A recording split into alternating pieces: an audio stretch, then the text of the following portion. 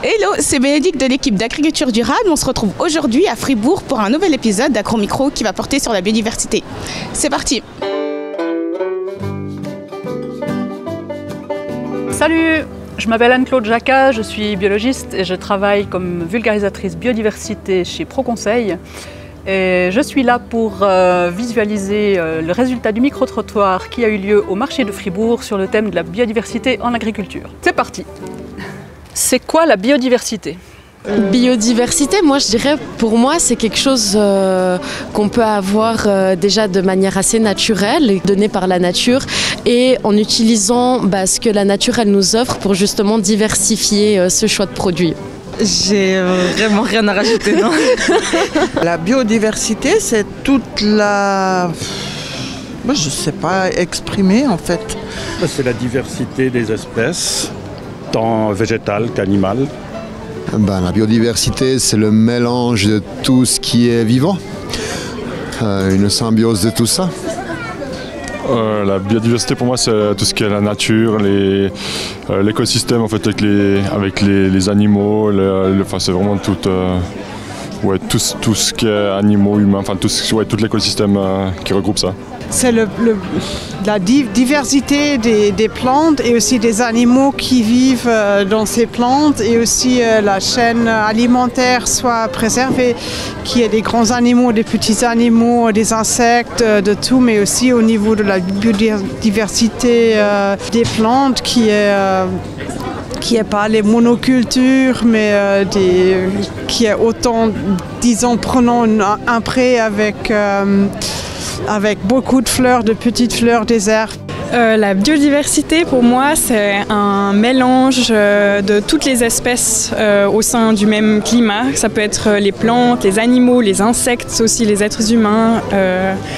Pour moi, c'est ça la biodiversité, le fait de aussi la maintenir à son maximum, la protéger.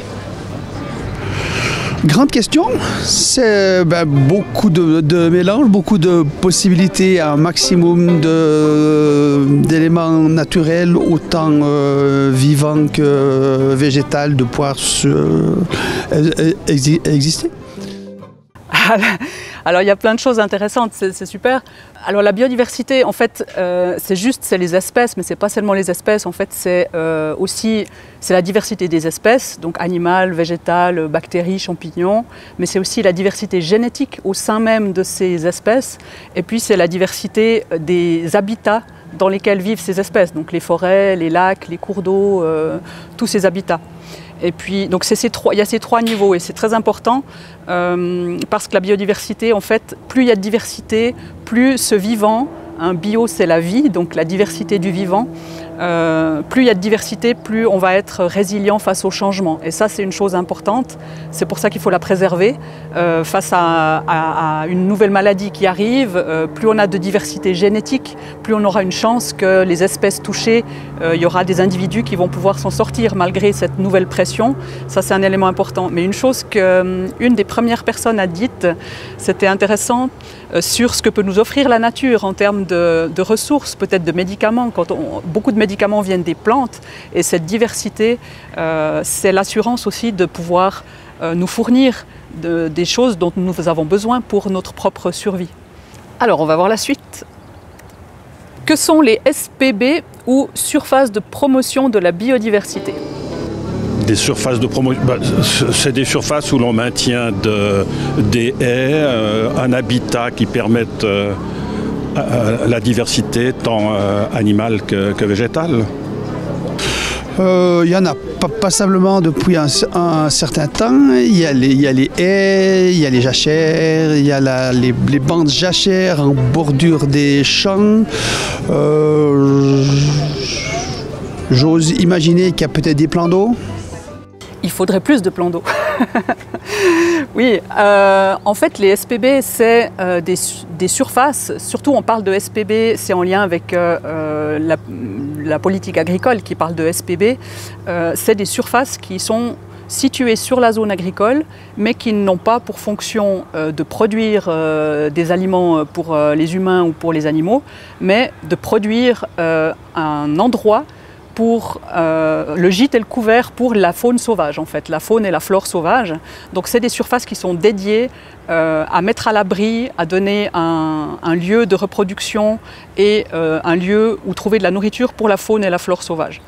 Et ces SPB, effectivement, elles ont divers types. Il y a des jachères, il y a des haies, il y a des prairies. Et ce qui est important de savoir aussi, c'est qu'elles ont besoin, pour persister, de l'intervention humaine. Donc on peut appeler ça aussi des habitats semi-naturels. Ça ressemble à la nature, mais si on les laisse tomber, si le paysan n'intervient pas pour l'entretenir, elle disparaît, elle va se transformer en forêt. Donc c'est durable avec l'aide de l'agriculteur qui en prend soin. Alors on regarde la suite. Quel est le pourcentage des surfaces agricoles dédiées à la promotion de la biodiversité en Suisse? 7%, 14% ou 19%? Disons 19. Peut-être 14. J'espère que c'est 19, mais je sais pas. Non, je sais pas. Je vais dire 19 parce que j'espère que c'est 19. Donc moi je dirais on est en Suisse, en tout cas on est bien sur un 14%, en tout cas je dirais. Hein. Ok, bah tu dis 14% aussi par hasard. Alors en étant un grand optimiste, je dirais 19%. 7% je dirais, j'aurais même dit moins. Ouais, 7% je pense. Vu que d'après moi, il n'y en a pas assez, je dirais 7. Alors, en fait, 7% c'est le minimum qui est requis, qui est obligatoire dans la réglementation par rapport au paiement direct dans l'agriculture. Donc, toutes les exploitations qui veulent pouvoir avoir droit au paiement direct doivent avoir 7% de surface de promotion de la biodiversité minimum. Mais au niveau suisse, on est maintenant à 19,3%. En moyenne. Après, ces pourcentages ils sont répartis un petit peu différemment entre la plaine et la montagne. On a jusqu'à 45% dans les zones de montagne les plus élevées. Et puis en plaine, on a un petit peu moins. Donc c'est une moyenne, mais globalement, on est effectivement à 19,3%. Alors je suis assez étonnée de me rendre compte que les gens déjà ont trouvé le chiffre juste en majorité par rapport à la surface de SPB que compte la Suisse actuellement. Les gens, alors je ne sais pas si c'est une envie qu'il y ait beaucoup de surface consacrée à la biodiversité ou bien si c'est une réelle connaissance de la situation.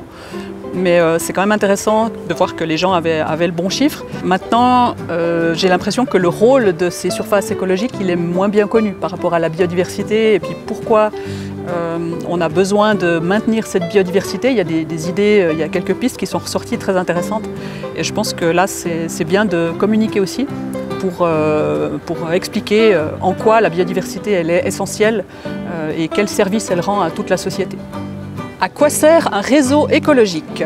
Je sais pas, non, c'est des réseaux d'eau, ou des cours d'eau, ou des chemins je sais pas, des animaux de migration.